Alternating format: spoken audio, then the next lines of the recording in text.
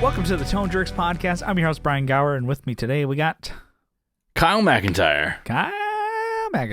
All right, Kyle, what's new in your world? What's shaking? What's grooving? What is good? Well, I got a haircut. Oh. So that's cool. I'll show it off to the camera. So you're a copycat, That's it. huh?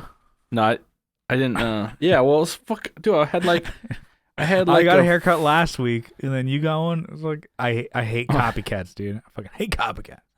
like, I have hair. I got to cut it, and it just happened to be like the week after. Yeah. No, I got my haircut. Walked into a place I have gotten it done before from a different person. She was cut my hair. She didn't, I told her just quick, whatever. She I have my eyes closed while I'm getting my haircut. She's doing the comb and the buzzer, bzz, bzz, bzz, and then she freaking goes to my eyebrows. She takes it because I have really long eyebrows, and she takes the comb and goes. Bzz. I'm like, all right, that was probably unnecessary. I don't think I've ever. Yeah, I still have them. Yeah, but you probably could tell one of them's lighter because my hair grows a different way. Yeah, okay. It's not a big deal. It's still there, but usually my hair on camera, my hair is pretty long, and I just kind of brush it in one way, so it just looks thick. Yeah, I have a pretty thin eyebrows. Yeah, so mine are long. They have long. Well, whatever, it's fine. I mean, she did one. I'm like, all right, that's fine, I guess. And then she did the other one. I'm like, okay, that's cool. I got long eyelashes. Yeah. And then she did my unibrow, which I'm like, okay. I can handle that. Can you just fucking cut fine. I would be like, cut my hair, not my fucking face. She went down maybe a quarter inch. It didn't get the whole thing, so I had to pluck it. I'm like, whatever, that's fine. But I'm like, why are you doing my? You're doing extra. You got to stop. Yeah, I ain't paying you for that. Anyways, it's fine. It doesn't really. You didn't notice it. We just did an hour and a half of talking. Yeah. Okay. And I had to braid it up, but you can see it on my left eye. Yeah. It's little light in the short lashes. Yeah, it's fine. Light in the lashes. Yeah, so it's fine. It'll grow back. But I'm like, all right, why are you drifting off from the original Stay assignment? On course. Stay on target. Stay on target. Yeah, exactly. It's not that big of a deal. But I thought it'd be funny to bring up because why? Yeah. Why? Why? So I got a haircut. I just got my standard short on the sides and kind of just trim up the top. And I haven't found my stuff I put in my hair, so I'm just gonna wear a hat all the time. You don't do pomade anymore, right? I have Layrite. I have it here. Okay. But I just don't know where it's at. I have it. It's in a box somewhere probably. Yeah, it's okay. I haven't used it since my hair's been just growing out like Play-Doh. You just smash it through. It just kind of grows out in all at the same time. Anyways, so gotta find that. That's what I'm finding with actually trying to style my hair now. Because before I was doing exactly your Play-Doh man deal, where the hair was just growing out. It was just like a mop. I basically take a mop, and you take it off the fucking pole there, just plop it on my head. I'm like, yep, that was me. And my hair was just long, and then it just went every direction. It was, and it was, I think it got down to my first chin here, and then I was just undercutting. Like I said, I was just kind of undercutting, and then the guy was like, "Oh, do you want one of those?" I'm like, "No, can you fade it in, please? No, yeah, blend it, please." So now that I'm combing my hair, I'm like, "Oh shit, my hair does not want to go one way." So now I'm combing it and then putting. I'm like, I got a big scoop of Layrite and gotta keep it in place, and then really hold it down. Roof mastic material to just slap it in there. I say this, and I think people. I don't. People say oh, you got to train hair. And have you ever heard that phrase? Yeah. I feel like that is true. I'm sure it's not real. Not people scientific approach there. Yeah, actually. Well, you don't know it's not true. Exactly. So, I have was it just my own experience here of my hairstyles of doing the spikes or whatever. I would train my hair to do that because I would just kind of flat iron it up, and eventually kind of would start just puffing up and doing it on its own. And so I did very little. And then when I just stopped giving a shit for, COVID, I kind of just like let my hair fucking do its own thing. It was just yeah. And then I was like laid down. Oh, I was even like I was doing a hat, and then now I just don't even wear a hat anymore. It's like I just don't give a shit. So the hair is just doing its own thing. And then now that I have to train it and comb it in a certain way, my hair, I'm like, I need a lot of pomade there. We should get a Lay-Right sponsorship. Persuasion. Yeah, we should. I do the Lay-Right Super Hold. I think what it is. Yeah, the brown one. Yeah, that's what I do. It's like the brown and gold. Yeah, today I'm not doing anything. I'm letting it all natural. Yeah, there you go. I'm not wearing a hat, Yeah. And I had her do like define like a hard part. Had her go through. So when I had it before, where they like take the buzzer and they just go like, boop, boop, they just follow the line of your natural part. She was like, she held it. I'm like, my skin. Okay. And then she's like, on to the skin, and then move around. I'm like, okay, it's fine. It's not like it's a bad haircut. It's fine. Yeah, it looks like shit because I haven't done anything with it, but that's on me. Shit. Well, have you ever like had a hairstyle that you regretted doing? I don't know. We're not really into topics, but I had a haircut that I did not like, which I really did not like, and so what is it? A guy was cutting my hair, and he's a barber, and he talks well of himself, and so I had him cut my hair, and I'm like, oh, I like my hair spiked. So what he thinks spiked is like half an inch tall,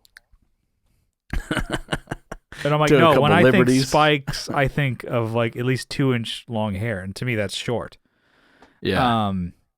And like I go like 2 to 3 inches there. I'm easily 6'1". Say it loud, say it proud. Yeah. And 2 inches push. Well, so he was probably think of like he was doing like a 4 on the comb. Like that's how like tall it was. Jesus. Like, oh, you're spiking it now. And then he did the thing like, oh, you got a back spike too. So almost like what people would say was the duck butt thing. So it's like at the back of your head. I'm like, it's a ducktail. Woo. I was like, this is fucking terrible.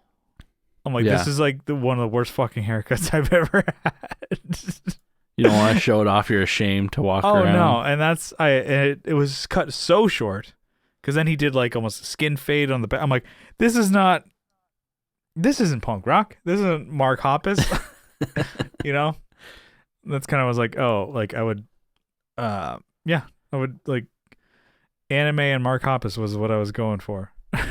Just like I'll and then after that point I'm like, I'll cut my own hair. So when I do the spikes, I'm like, I can cut that because it's just choppy and fucking shitty. I'll take it from here. Oh yeah, no. So I'm like, thanks for your service. The long haircut he couldn't do. Yeah. But the shorter, really tight one he could do. So that's why I learned with this guy. But that was a haircut I was not into. So that's why I think that was the birth of my love affair with the newsboy hats. Yeah, sparked by that guy. Where it started. Yeah, it's like a phoenix, from the ashes emerges. From the shad whatever. From the shit haircut, I've bought my first Brixton newsboy, and I'm like, all right, this is me now. I like it. Yeah. So, I have like the reason why I ask you is because like I used to slick my hair back. Yeah. Like I put this shit in my hair. That was what Murray's. Yeah. Murray's. It was literally like using Vaseline. Yeah, I used that too. And then but I went to town on it because like I tried using it lightly and it didn't really do what I wanted it to do. So I was like, well, I'll add a little more. And it was basically like, people go, oh, did you change the oil? It's kind of like that. It stayed in your hair. Like no matter what you did, like you would have to buzz it all off to get rid of it. And heat would do it. Yeah. What am I going to I had so much of it. I know. Burned down to my scalp. We were both in the same like time frame of using Murray's because it's like $2 a tin. Yeah. And then it's like whatever the oil prices are, and it fluctuates. And so I was using it too when I was doing like the a ban on it, the Johnny Bravo pump there. And so I had Murray's too. So I would it would be stuck in my hair, and I'd be like, okay, cool. If I want to restyle it, I just take a blow dryer and melt it basically, and move it around. Yeah, like comb it. Yeah, no, I know Murray's for sure. That's so cheap, but not good. Yeah. So I had my hair slicked back, and like I don't even know how many pillowcases like I ruined just because it's like. Once it's in there, it's like you can't get it out with a pillowcase. You can't even washing it. I remember Carrie was like, "You ruined all these pillows and all these pillowcases." Yeah, it's so bad. Yeah, and I look back at like pictures. I still have pictures like on my Facebook or like I see like band photos. I'm like, damn, that was not really the good look I had. I mean, I just slicked it back. That was it. Like, short on the sides, and then to find a barber that would cut my hair because I had that shit in there. Was kind of hard. I had like a barber I went to, and she always talked, "Oh, you're gonna take this stuff out." I'm like, I don't even know how. Can't. And we tried. She's like, "Oh, I have this great shampoo that'll work." I'm like, "All right, cool." Didn't work. like I don't know how to get it out of there, except for like maybe light your hair on fire. Maybe you used a shit ton. I don't remember it being that bad. But then I think because I would like. Well, to get it to do, because my hair naturally wants to part to the right. But to get it to go straight back, I had to put a bunch in there and I had to like comb it and I don't know. Yeah. It wasn't that great. I think the idea was good, but execution, presentation. What a buddy of ours posted, he's like, Murray's makes you lose your hair. I'm like, I don't think so.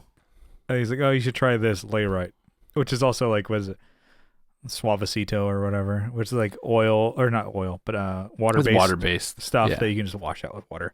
So I'm like, all right, ever since then, I'm like, I'll just use Lay Right, which is like so much more expensive than $2 tin of Murray's. It's like 16 or 17 bucks for a 4 can. Ounce, yeah. Yeah. But, I don't know. I don't want to lose my hair. So far, I haven't, so. I don't think it. I think it's like people just blame it on. It's like that's your genetics, dude. Working in overdrive, trying to get rid of them follicles. Yeah, but don't blame it on the Murrays, okay? But yeah, you probably shouldn't use that. Yeah, no, but it's like a byproduct of producing diesel fuel or something. Like, yeah, let's put that in my hair. This is great. Let's do it. But I mean, to bring it back, haircut looks good. You like it? Yeah, that's all right. Besides the short brow there. Yeah. It's not really, I mean, it is noticeable. I'm looking in the camera. I'm like, oh shit. I honestly, I'm just teasing. I didn't notice until you said it. Yeah. I didn't bring my beard anymore in. I was like, to Walsh, just cut my hair. She's like, oh, do you want to do the beard? I'm like, no, I'll handle it. I'll bring it in what you did to my fucking, Yeah. I don't want you. My brows there. Or you saw what you did? Don't touch my fucking beard. Yeah, I'm like, I don't want you to take it anymore. You'd come in and that's the other thing. You would look like mine. Yeah. Which is barely there. Brings it in, just I gotta fix it. I gotta fix it. She's like, oh. The beard is forgiving. You can like cut pieces off and not even know it's gone. It's like a bush. Well, don't say that, I guess. But yeah, it's like okay. Yeah, sure. Anyways, that was the haircut. I recently been just kind of making songs, just kind of approaching them in a different way, I guess. Using we talked about that unison chord. Yeah. It's unison chord pack or whatever. Been kind of going through that and MIDI using chord that pack, too. MIDI chord pack, there you go, but it's from Unison. Yeah. Just kind of going through and trying to, I think it's helping, maybe it's cheating still, but it's like, oh, that's not in the right key. That shouldn't, I'm kind of following the guide that they have, like, click this folder and you have like 8 different notes. I'm like, okay, got to stick to this as my, don't venture out of this or it's going to sound weird or it's going to put a different key or whatever. So I'm just kind of using that. And then just kind of switching up the way I make things like I was using like the arpeggiator to like, you know, here's 8 notes. But I was like, okay, well, let me move those around a little bit so it's not just the same thing. Oh, I like that the way it sounds, but I'm like, okay, well, maybe if I split and move this around and move the MIDI around to work for me. Yeah, like hitting different notes that are for your song. Yeah, and I'm like, oh, this sounds cool. And then it kind of customizing that chord a little bit more. It's like, okay, well, it doesn't have to be exactly that, you know. You can add a little trailing note on there, like I don't know, like a lead in and kind of helping out. So I've been doing that. By me. Yeah, this is my song now. No, I don't take like the progressions. Like they have like a folder. I don't know if you've opened it before, but because I might have showed it to you. I don't know. Yeah, I've seen it. So, wink. You've seen it. Double wink. Yeah, own it. Mine. Legally. So I keep hitting the desk here, but so the way they present it, it's like, oh, you have your chords, here's your keys, and you know, let's say it's C major and then A minor. So you can kind of like, okay, they're the same chords. They're relative, yeah. Really. Yeah, so they're the relatives. They're the same chords, but then they have the extended chords, and you can kind of go in there and pick those out. But they also have like progressions. So they have like pre-built progressions, which you can open and then take and like, okay, here's your MIDI track, right? It's 8 bars, whatever, and you can take and kind of move them around and kind of make your own thing. But what I'm enjoying doing is taking the extended chords, so like your A7s, your just random chords you never knew existed. I don't even know what some of like the characters or whatever symbols or whatever they mean. I'm like, oh, listen to that. Oh, it sounds like shit. You know, what I'm trying to do. It sounds like something you'd find in like a Chopin classical, like you know. Or it's like it's things that you're like you probably have heard but you've never played yourself. So you're like, okay, let's just hear, and now you're just using your ear to like almost sample what chord. You're like, oh, that'd be cool. Okay, no, that wait. So yeah, I guess it could be like, well, you're not playing it, but you're still using your ear and your own music experience and your flavor for it. Just because it's on the list doesn't mean it sounds good, you know, kind of situation, which still lends the, you know, I am kind of cheating, but it is still, you know, I'm cheating. Yeah. Can't really get around that. But I don't know, I'm really proud with some of the stuff I've made. And so I've been laying on the bass track with the arpeggiator and then going back through and adding more stuff and then just utilizing more in the DAW and like not really hotkeying things, but like before I was making it such a pain in the ass. Like I would click, like let's say I click an instrument and like, oh, hit my keyboard, hit my like mini log, listen to it. Oh, then drag another one and then I was dragging like instruments, but I'm like, I found out that you can just hit like the arrow key and just scroll down the list of them and it replaces it immediately. The sound that you want. I'm like, so I can go, and then I could literally hit, you know, record like let's say move those chords into the instrument so that the MIDI tracks are in, hit space bar and then scroll down and listen instead of like like scroll down and hit the keyboard at the same time. I'm like, fuck, man, I was like making it so much harder on myself, and I wonder what else I'm doing that I'm just such a like dipshit where I'm like, oh, this is the way I learned how to do it, so I'm not gonna, or it's like could be easier ways to do things and you're probably, I don't know, like whatever, I'm maybe stuck in my ways because it's like you learned enough to like do some damage and start working. Like, actually there's probably something a little bit better to do. Yeah, exactly. Oh, totally. I've done workflow. I mean, we've talked about that stuff before. But it's like, I think it's daunting to go, oh, well, I've already learned it this way. I'm just going to do it this way. And then also to find it, let's say, I'm sure Propellerhead or whatever, which is the maker of Reason, they have a YouTube channel that has all, you know, shortcuts and stuff, but it's fucking boring. Exactly. It is. I mean, I have learned a couple of keystrokes and things on Pro Tools and fucking, what is it? Final Cut that have helped. And then even, what do I use? I use Affinity Photo and Affinity Designer. So it's like,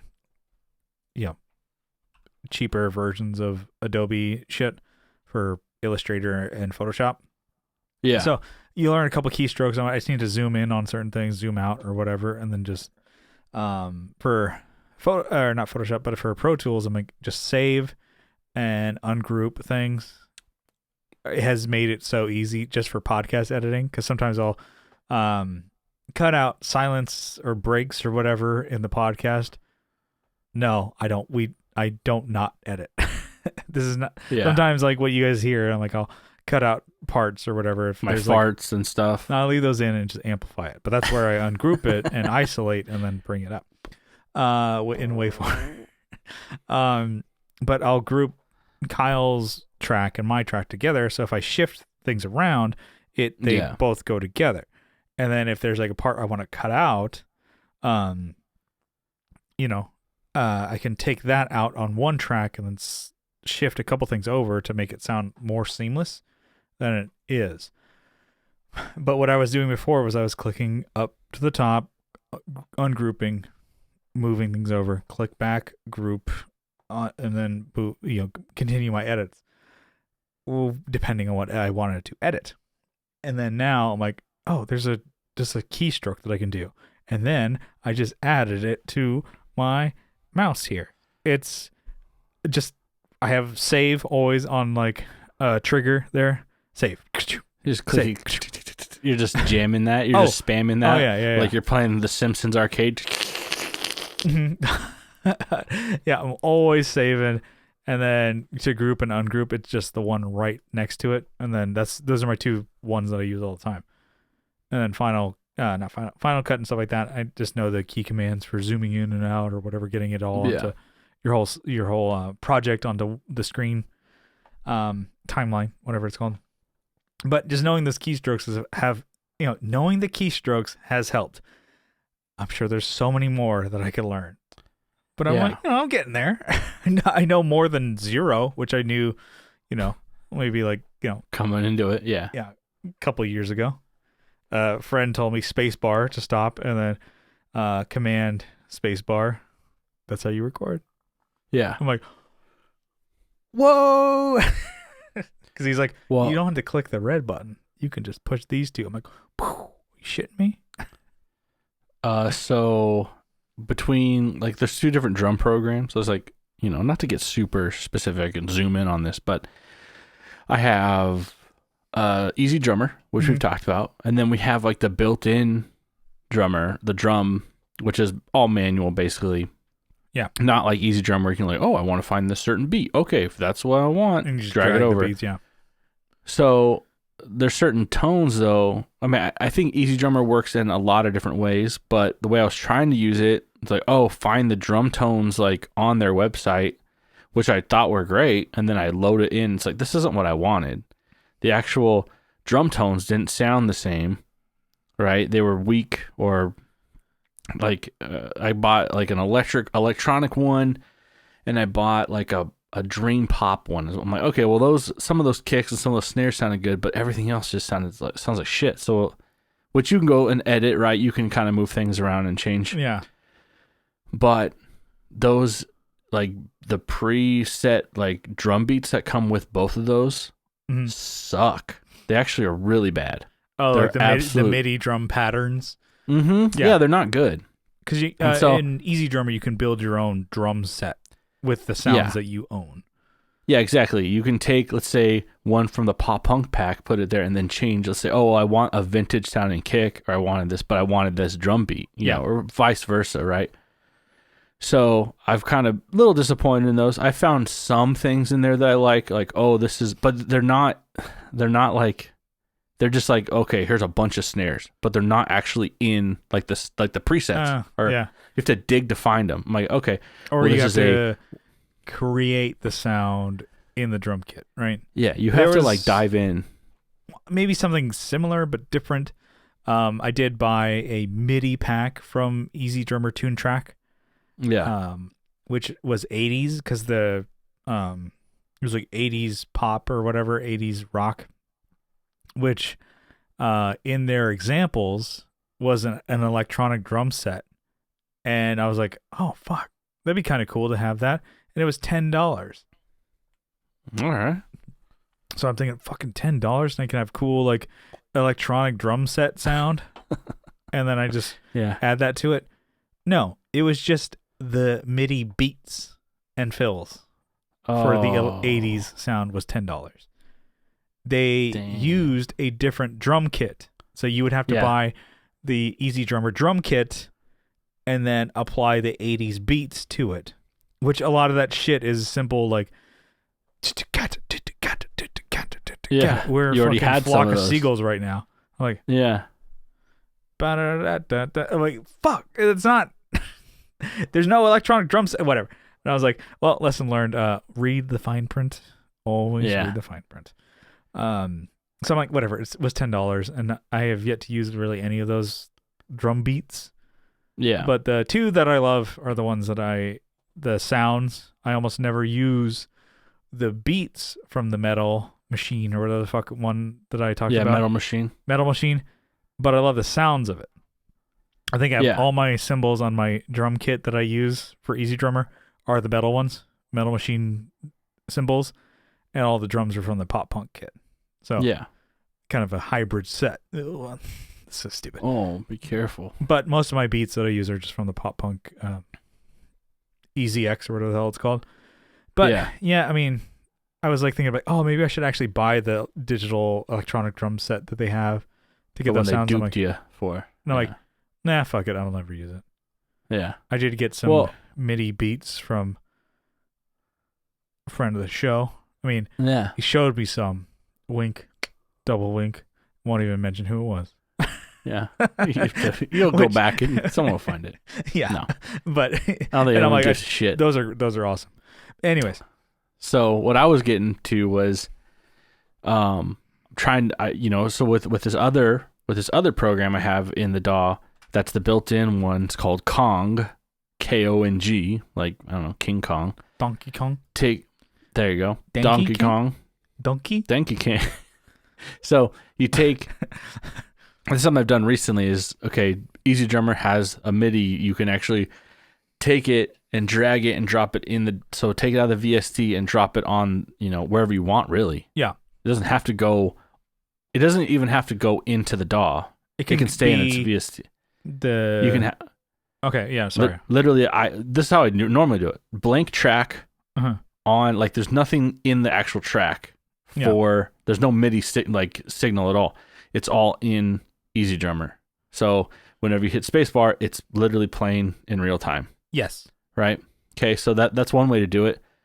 You can do different ways. You can build it in there. You can whatever you want. But what I've done before is I go, I'll just take this MIDI track and drop it in Kong. But none of the kick, nothing's in the right spot.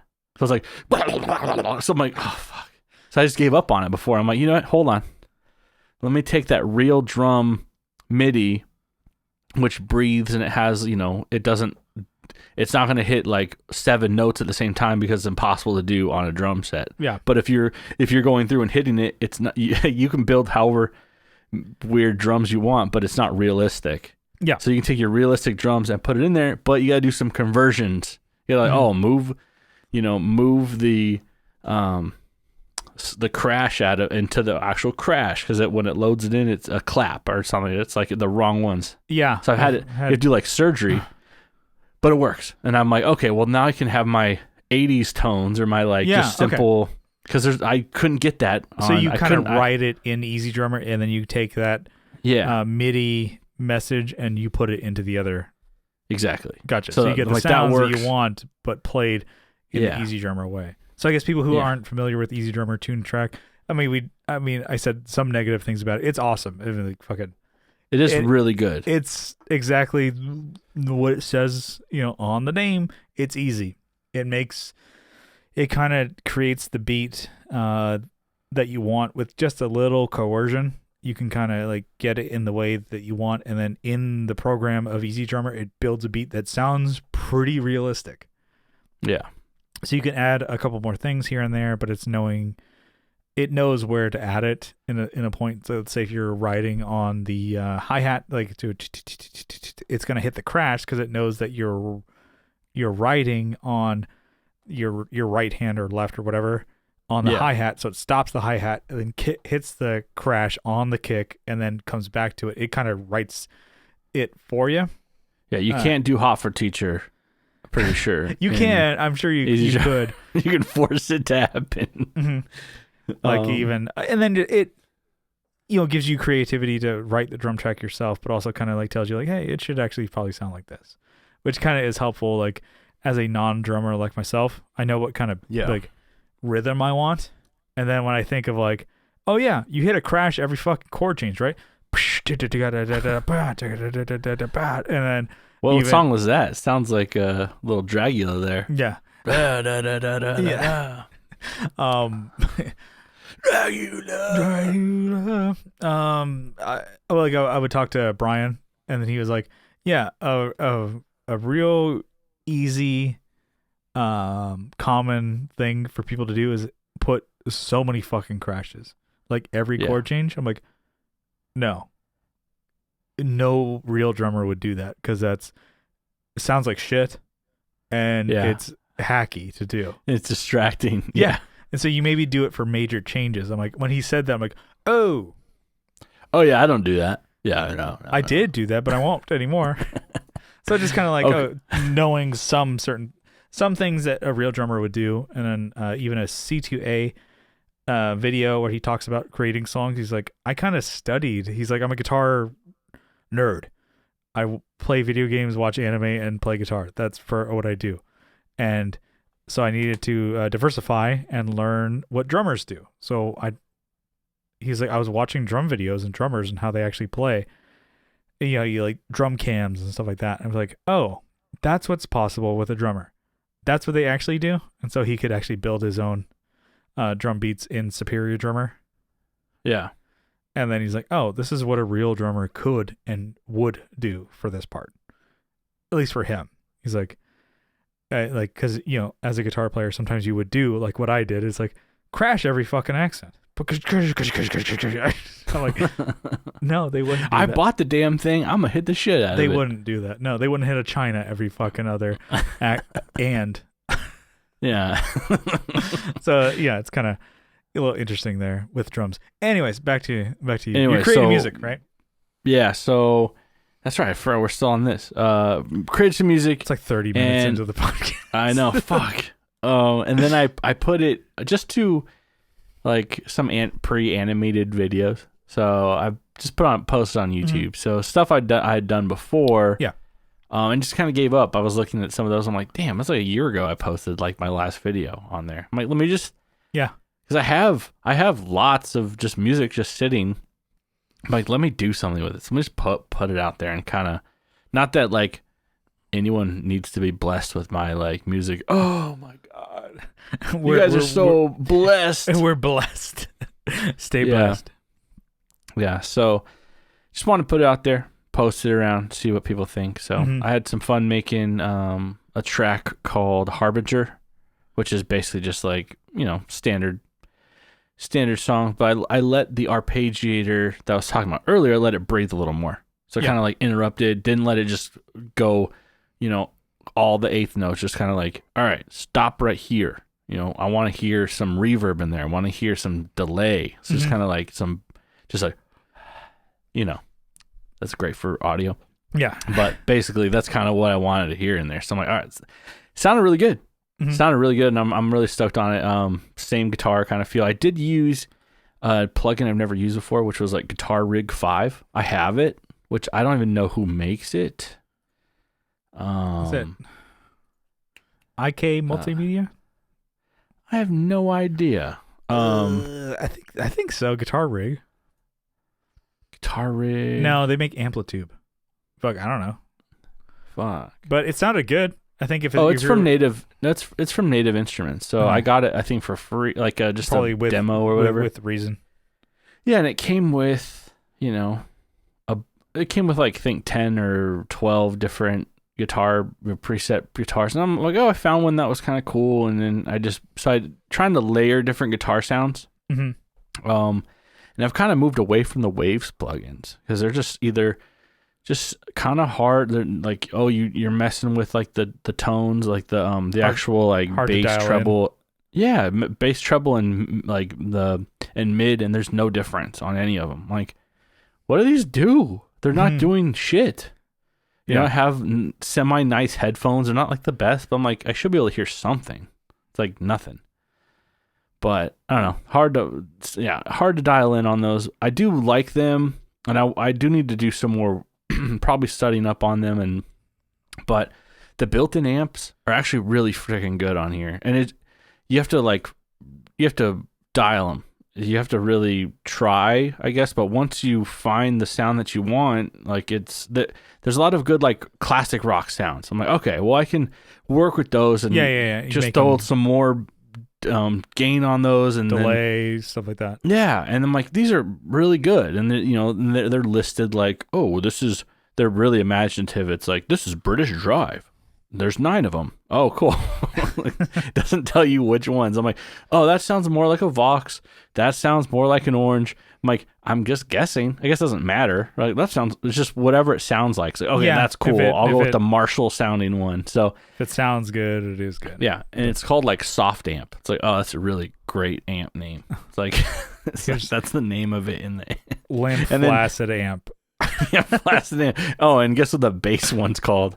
Soft amp bass. It's like great, but there's some good tones I've got out of that, and it's like it's modeled. It like the same controls are basically like an Ampeg. I'm like, it's got the 5 or 6 like mid voice. You know how the classic has like that. It has the same thing on it. I'm like, all right, well I kind of know my way around this. Like, ultra low bass and ultra high. I'm running those, and I'm kind of dialing. Like, so I can kind of get a quick bass tone out of that, and yeah. So you're like, fucking, let's just make it work. Yeah, it works out. I'm starting to feel better about Reason. I guess it's taken a long time. It's been like 2 years, right? But, I'm starting to like the track you sent or the track you posted sounded good. I think if you could put it in the drive, we'll add it to the podcast. Okay. I can totally do that. No, you can't have my work. No. I need my royalties, motherfucker. Yeah. No, I can totally do that. And then like I guess J-Rock or whatever on Trailer Park Boys, like, yeah, I just figure like I'll put Snoop Dogg on my CD, and if he wants to put my track on his, that's fine, and sell it. It's all good. Dr. Dre, yeah, Dr. Dre wants to use one of my tracks, that's fine too.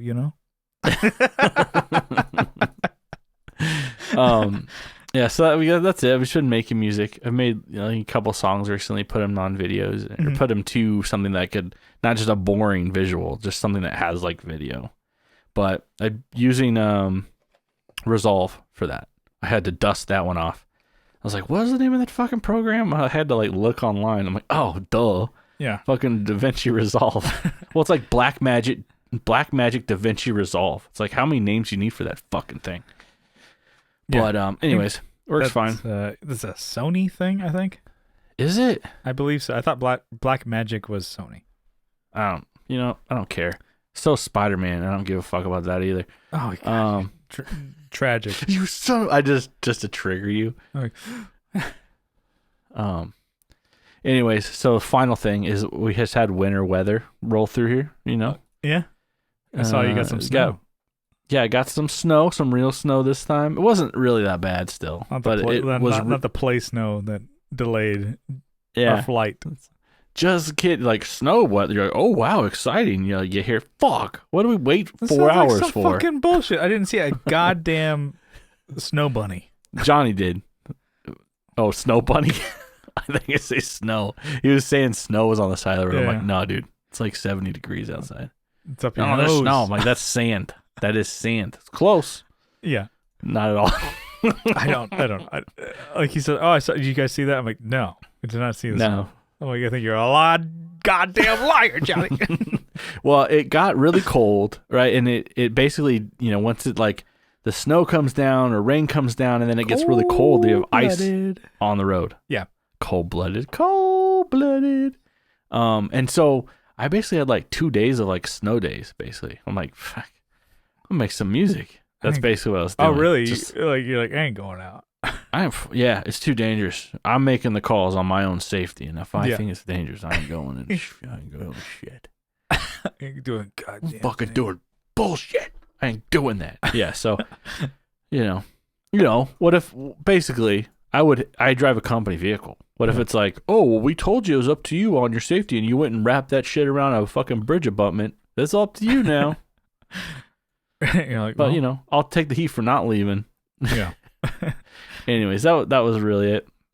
That's my what's new. What about you? What do you got? I think kind of just you had a bunch, but I had said maybe just sorry, just one. No, you're a busy guy. You lots going on in your life. Kind of another, I don't know, update or whatever, talking about the Berto Bass from Justin Motander Jones. Oh, yeah. I took that to band practice the other day. Oh. And it is really good. I was like, holy shit, yeah. It sounded You still awesome. got it? You still got it with you? Yeah, I have it until I got to make that video. So, show the crowd. Yeah, well, they saw it last time. But yeah, well, we might have people that want to see it again, like me. My fucking ass hanging out. But yep, the Berto Bass. Let's see. Oh, yeah. That's a good looking bass. It's like super. Yeah, I don't want to see your fucking mug. It's clean looking. Like it's got some clean lines. It's like this is a fucking bass. There's not anything. Not to say nothing's fancy, but it's like, well, it's got 2 knobs. It's got 1 pickup. What did we say last time? This was Schroeder bridge. Schroeder. Yep. Schroeder bridge, but Forney knobs. That was one thing that I fucked up on. These are actually Forney knobs.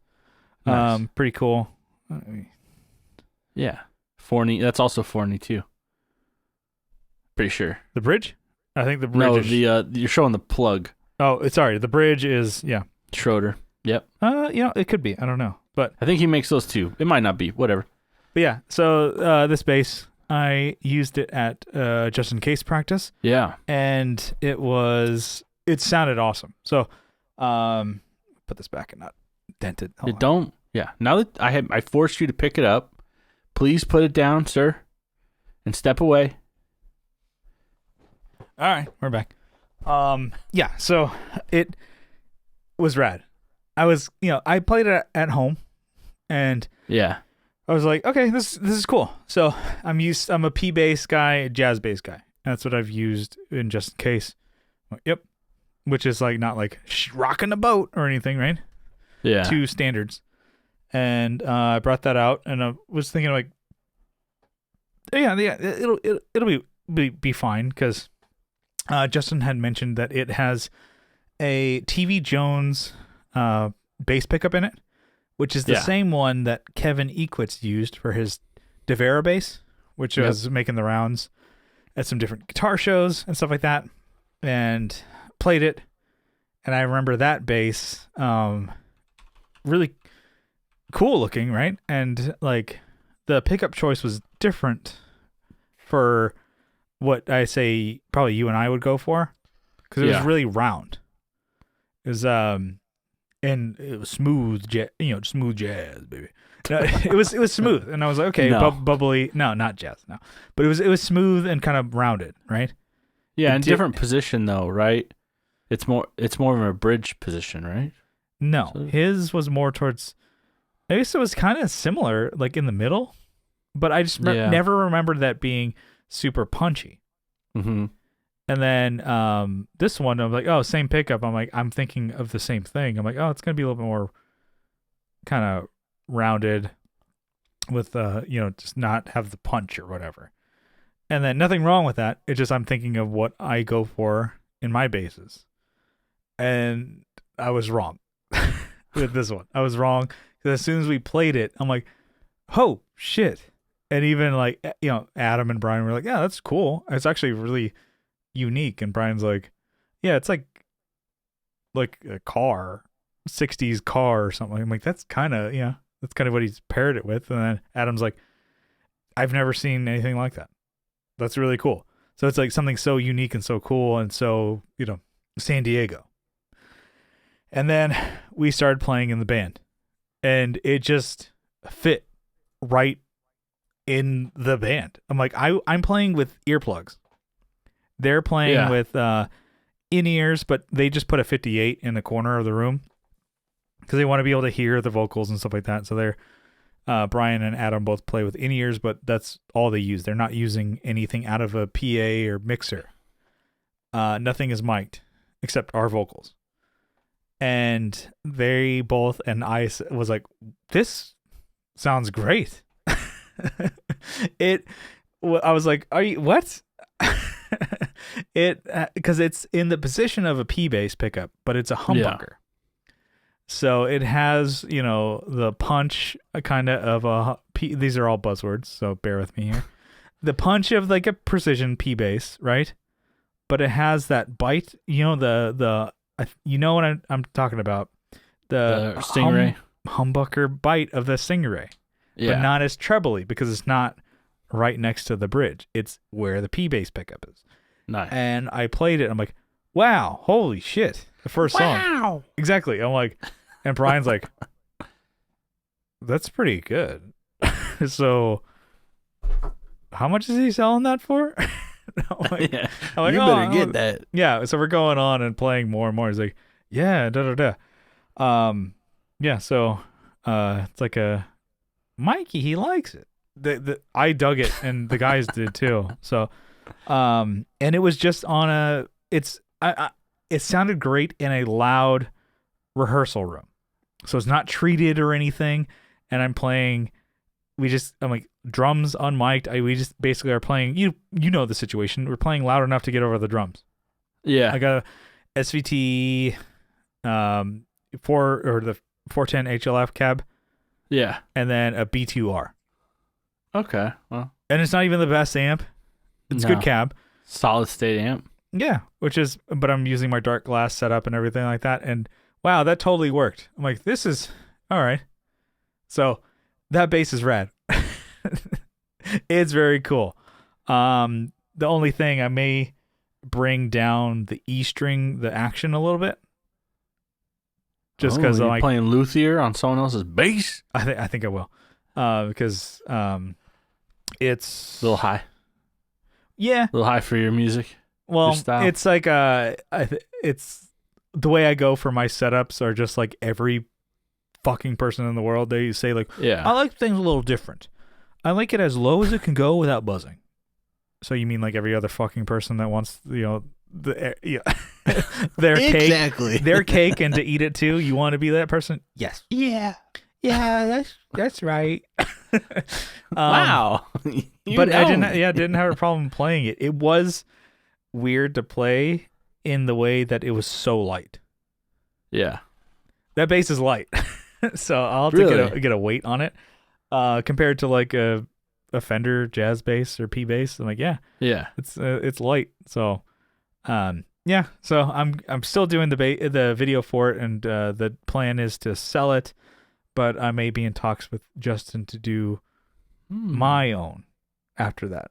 So, I was talking to the guys, and Brian's like, so it's gonna sound like that bass if you do another one. I'm like, yeah, he'll make it sound the same, but I might just do a different color, and I also wanted to help him sell this one. So yeah, and we'll talk about that later on with Justin and I. Will talk about like building that next one, but I liked it a lot, and just the idea, because Brian was like, "So you already got a custom guitar made for you, but what about a custom bass?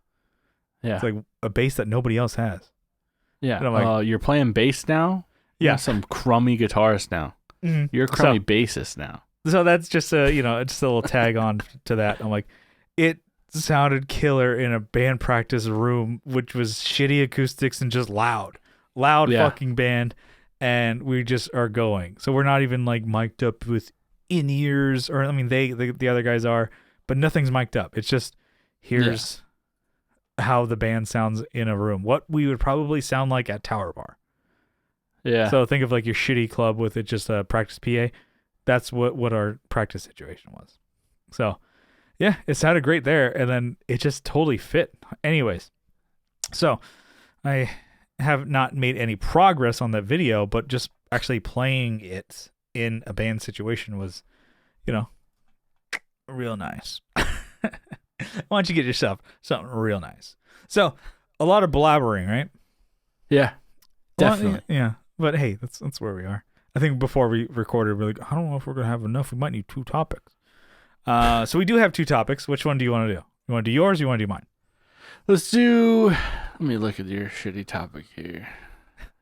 Oh, let's do yours. Okay, here's mine's infinitely shittier. we keep pushing yours back. We'll get to it later on. What the hell was it? It was the ice topic, that one we kept pushing back for months. Hyped it up for no reason. Oh, that was a good one. Oh, well, we'll get to yours next time. Yeah, don't worry about it. This one we're pushing back, guys. This one's really good. Okay, so this is one that I think we may have like kind of touched on a little bit of seeing bands play live, you know? Yeah. So this was inspired by I was listening to the Frank Turner Live at Newcastle album on Spotify there, and it's awesome. It recorded really well. But I think the last time we talked about it is like he just like won't shut the fuck up. Like he'll talk for 5 minutes before playing the song, which is 2.5 minutes, 3 minutes long. And the way that the tracks are cut up, the talking is in the front of the song, which is cool because he's talking about the song, which is cool for the first time you hear it. But the next time, it's like, I don't need to hear this story again. Talking about love lost or whatever, overcoming addiction and blah, blah, blah, blah, blah. I'm like, oh, man, that's cool. Again? Because, like, I don't know about you, but I like listening to albums over and over again, right? Yeah.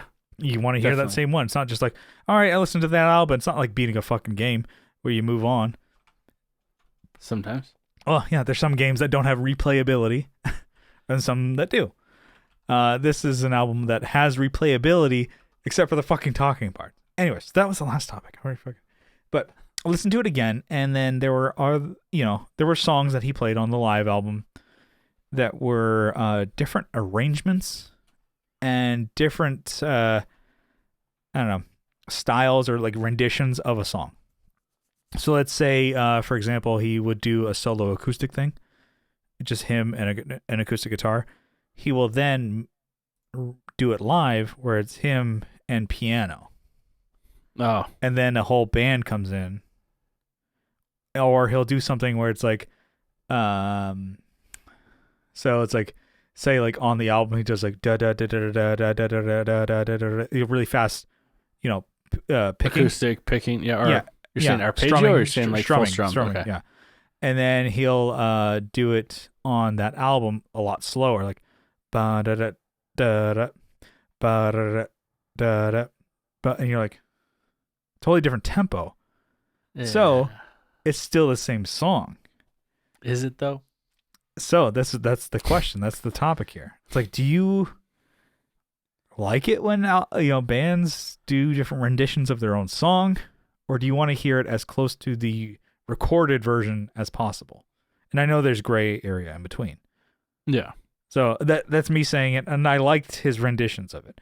They were different, and then you could always, go back and listen to the recorded version. Right? So toss it to you, Kyle. Well, I would say that if it was like way slower.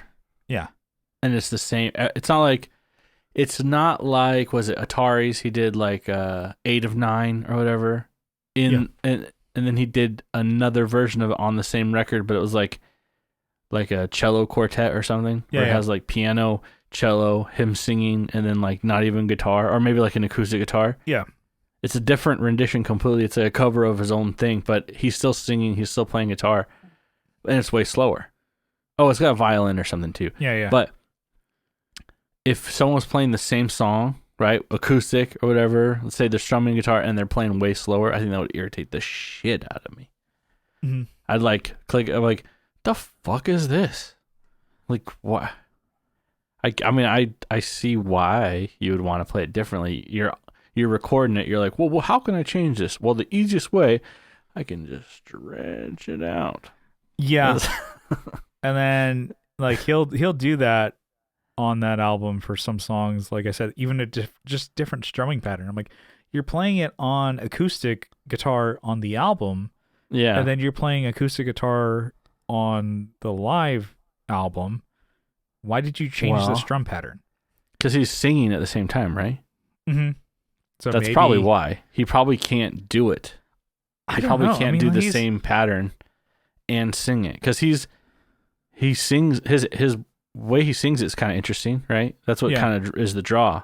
But he probably hasn't figured out how to do his interesting vocal patterns and stuff and do the same standard guitar strumming. Because I know I struggle for that with I still am not good at it, but I remember when we would do like acoustic sets, I would like have to, you're playing the main guitar and I would play, if I was still playing guitar, I would have to like try and match you but not get in your way. And that was kind of, because I'm, singing, I'm doing two things at once, which I'm not really good at. A different strum pattern than like. Yeah, I didn't want to go up while you're going down, and then I just try and hold out that one chord, or maybe just kind of hang back and just kind of hold it down. Yeah, but, I never thought about that, but I'm sure. Yeah, that's right. You never thought about that. Yeah, you fucking stupid bitch. I hate the idea though of him slowing down.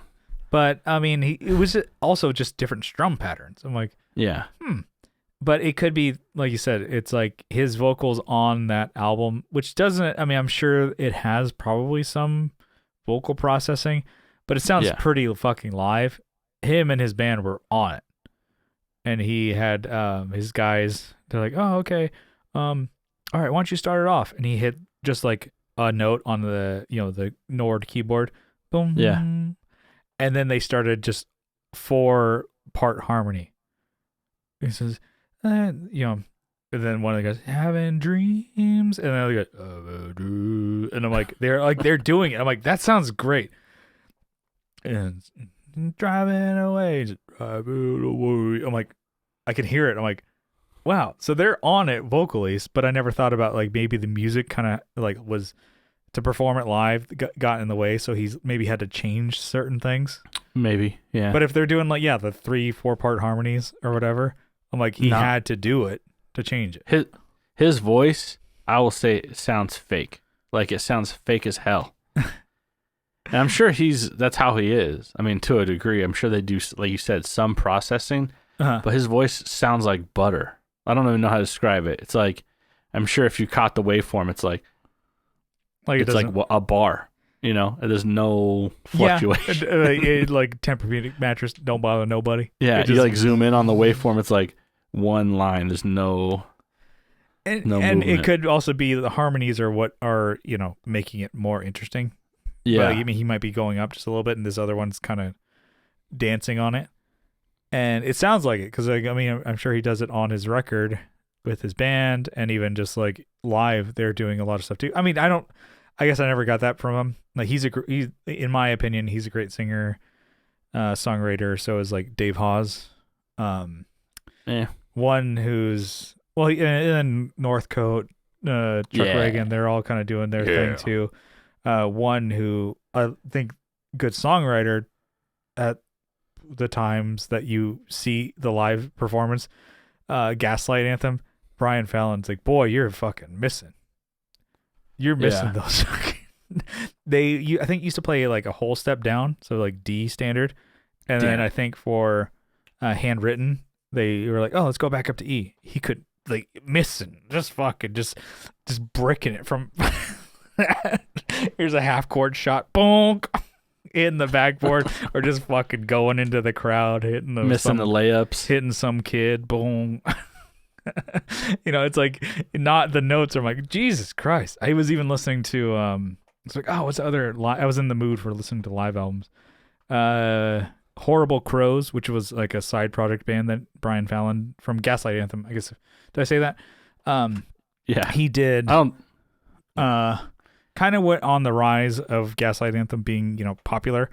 He did a side project that got put out by the same Side One Dummy, and so they had a live album, and I was like, oh, let's listen to this. I'm like, and even that one, I'm like, man, you put this out? Playing the same game, Brian. Yeah, it's like, I'm like, oh man, you missed that one. You bricked that fucking that, like, then I'm like, I guess it's cool because it was more real. That I'm like, wow, that was You went for that one. A little weak on that one, or pull back from the mic a little bit. Yeah. Or I'm like, at least they didn't do the Blink thing where they just totally studio recorded everything. I was gonna say how that album's great. What are you talking about? I love it. I love that Mark, Tom, and Travis show, great. but it's it totally not real. Yeah. I could maybe say the music maybe is, but the vocals, I'm like, oh no, they punched those in. Anyways, what was I going for? Yeah, so different renditions of songs. Like I would say that's a good example of that Mark, Tom, and Travis show from Blink-182. All those songs are pretty similar or almost just copy for copy of what the band did in the studio. Green Day as well. They have a couple live albums as well. It's like Bullet in a Bible and Awesome as Fuck or whatever the hell it's called. Those live albums. Yeah. They sound like the fucking record. Because that's what they were going for. No difference. But yeah, I would say Bullet in the Bible is probably my favorite, at least punch for punch. It's like the same, exactly the same, I would say. Most of the time. If you compare, I don't know, I can't think of a specific song, actually. I thought I had one, but. Yeah, they'll do like bridges where he's like, oh, he's taking it, where he's like, oh, he's adding like a weird solo or some shit.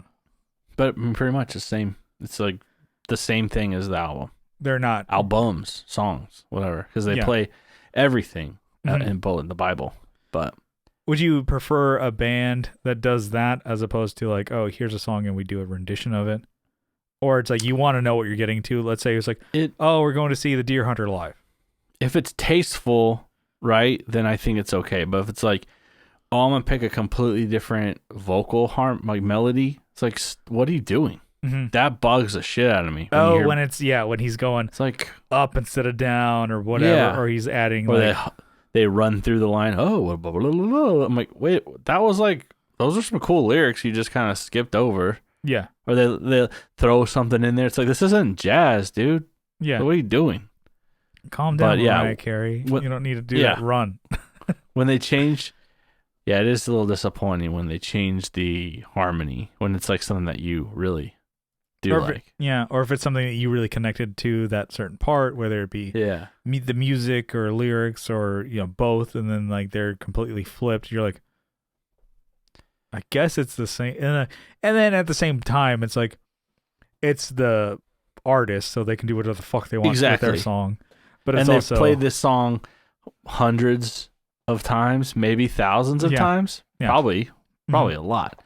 And then, let's say I remember seeing Brand New. It's like he was kind of doing that where it's like, all right, this song it feels completely different when you do it that. And maybe that's what you're trying to go for. Mm-hmm. And maybe they can't hit those notes because, this is the 20th day on their tour and they've been, I've done a 5-day, on the 5th day you feel like shit of a tour. Yeah. So it's like, I can't imagine. So, maybe I'm a little insensitive. Yeah. And it's like understanding where they're coming from. I think I even, my singing teacher or whatever back sensei is what you call him. Yes. She was telling me about how Sting, like he was a great singer, but he didn't have great technique, and how he's damaged his voice over the years. So it's like you'll hear how he doesn't hit as high a notes as he used to, like on those early like Police albums. Yeah. And so like they kind of change the song a little bit, or they'll retune certain things. It's like, I'm like, oh, so I'm like, he's good and he can hit them, but he's not like, he's damaging his voice as he was doing it and he was not a kid anymore. I'm like, oh shit, okay. And now you can almost guess why they would change certain things or certain arrangements. And then I think I saw like an old, it must have been like a bonus DVD or something like that with an Offspring album that they were playing it like acoustically, and then the guitarist Noodles was like, oh, just playing the same song, I think Kids Aren't All Right on acoustic guitar, and he's like kind of like just transposed it to a different key, so a little lower. And then Dexter, the singer, he was like, what is that? He's like, that's this same song in whatever key, E. He's like, yeah, it makes it a lot prettier. And he's like, yeah, it makes it easier to sing to as well. And he's like, wow, why didn't we do that? He's like, wow, I could have dropped it fucking 5 steps and it sounds better. And it was just funny to listen to that. But I mean, he can still kind of hit those notes, but it's also like just funny him just like, wow, that's pretty. What is that? It's like, that's The Kids Aren't All Right. Yeah. And it's like, I'm just great playing song, by the way. I'm just playing it in like at 5 steps down. He's like, he looks at him and is like, wow, why didn't we do that instead? So it could be like over the years, maybe they couldn't hit the certain parts or whatever. Well, I can totally, I can see that. Oh, fuck, we even did that with our band. Yeah, we were fucking whatever, playing without a pilot, whatever. That is a sick shirt, though. It's cool. And the thing is, I have a fucking tote of them. I think I'm gonna price these at like $1, and just plus shipping. $5 plus shipping. That works. Yeah. Kind of like, I like that a little bit better. I'm like, yeah, I like that shirt. Well, it's a piece of shit. Well, it's just because I have them. I'm like, I have like the whole tote of all the whole collection. Yeah, well, they're like the smalls. All right. No, all they the smalls. Are. We got the big boy sizes. We know. No, hell yeah. 2X's. I think we even have a couple triple X's. But we got. What is this? This is a merch sale going on. Let's get out of here. Yeah. Anyways, yeah. Check out playingwithoutapilot.bandcamp.com. We got shirts over there. We'll sell them for $5 plus shipping. Hell yeah. All right, we're gonna get on out of here. But just want to say thank you for tuning into the Tone Jerks podcast. If you like what you hear, you can follow along on social media. We got a Facebook group. And you should post your favorite live albums in the group. Because I'm kind of in the mood for that right now. I know, a little bit of seltzer coming up there. Keep it down. Keep it to yourself, pal. Yeah, if you got some favorite live albums, I've been in the mood this week. Holler at me. Put it in the group. Let's check them out. And let's talk about it. Yeah, so we have a Facebook group linked in the description, or search the Tone Jerks. You'll find it. And then also we're on Instagram at the Tone Jerks, posting cool shit on the reg over there. And rate us on Spotify and Apple Podcasts. Hopefully, 5 stars if you like us. And 5 if you don't. Yeah, if you don't like us and you fucking just listen, write it in the description, but still give us 5. If you got all the way here, just still give us fucking 5 stars. Yeah. It's a shame. It's just going to the bottom of the pile, but you want to be at the top. Give it 5. Yeah. And also, we're doing video podcasts, so if you're an audio listener, you can also go on YouTube and subscribe, and you get the fucking cool visuals that we're doing. It's basically just Kyle and I in our rooms. Staring at a fucking computer. Yeah, it's really great. We got headphones, and we got these fucking sick-ass SM7Bs, baby. But yeah, subscribe on the YouTube over there. I always like to see, I get the notification, new subscriber. I'm like, yes! But if you really like what you hear, you can help support the show on Patreon for as little as $1 a month. But if you double down for $2 a month, you get an extra episode every week.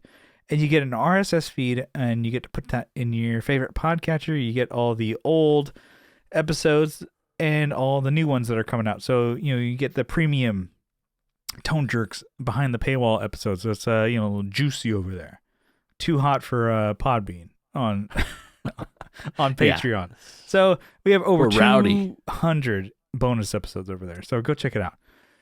And then if, for the support there, we want to give you a huge shout out, a sizable acknowledgement. Kyle, you got a list over there? I got it.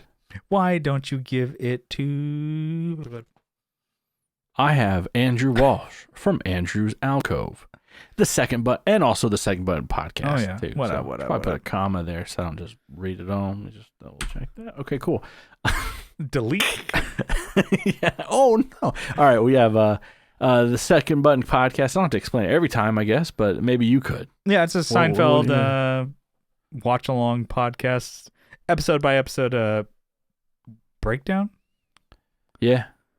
About what you think's going on, or kind of like, clashing with the times. Like, that would never happen these days, or, I get it. Kind of like, cool. What's Kramer going to say next? Oh my gosh! Yeah, you haven't watched the episode 8 times. All right, we have Was he Abe going to the Newman. Comedy Store? What is he gonna say? Oh no, Abe Newman, Keep moving, Michael go on. Newman. Moving on. Newman. Nicholas Payson, Nicholas Ogburn, Doug King, Doug Christ from 37 Effects, Masters of the Cinematic Universe, and the Just Surprise Me podcast. It's a mouthful, darling. Joe from Like My Pedals, the Just Surprise Me podcast, and also Masters of the Cinematic Universe. And we have Will Lehue from the Just Surprise Me podcast. There you go. Yeah. And we got Teletalks, RJ Smith. He's got a new podcast coming out, which it's called Stream Talk Repeat.